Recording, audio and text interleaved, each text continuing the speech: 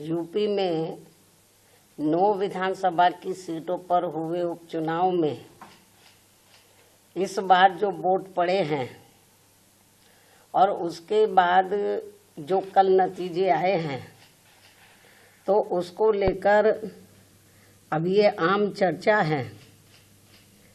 मैं खुद नहीं कह रही हूँ, ये लोगों में आम चर्चा है कि पहले देश में बैलेट पेपर के जरिए चुनाव जीतने के लिए सत्ता का दुरुपयोग करके फर्जी वोट डाले जाते थे, और अब तो ईवीएम के जरिए भी ये कार्य किया जा रहा है, जो लोकतंत्र के लिए बड़े दुख व चिंता की बात है।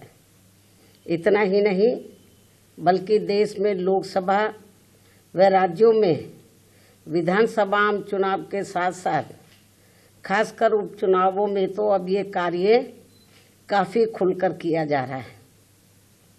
और ये सब हमें हाल ही में हुए यूपी के उपचुनाव में काफ़ी कुछ देखने के लिए मिला है।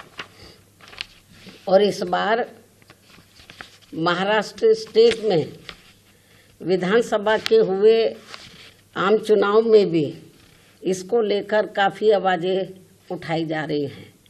ये अपने देश में यह लोकतंत्र के लिए बहुत बड़ी खतरे की घंटी भी है।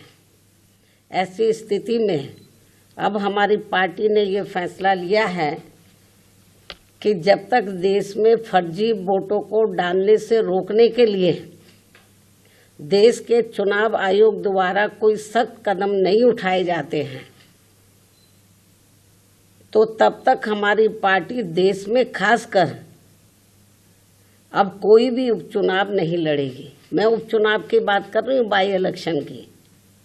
तो तब तक हमारी पार्टी देश में खासकर अब कोई भी उपचुनाव नहीं लड़ेगी।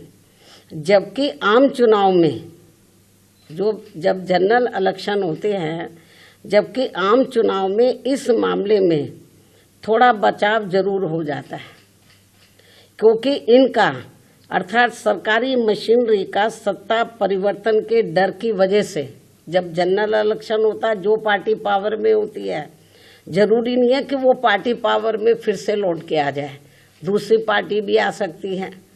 तो फिर वो जो सरकारी मशीनरी है वो थोड़ा घबराती है।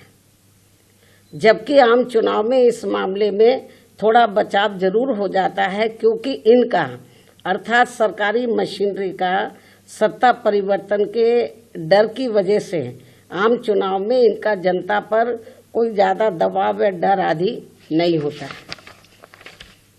जिसे खास ध्यान में रखकर हमारी पार्टी देश में लोकसभा व राज्यों में विधानसभा के आम चुनाव तथा स्थानीय निकायों के भी चुनाव पूरी तैयारी व दमदारी के साथ लड़ेगी।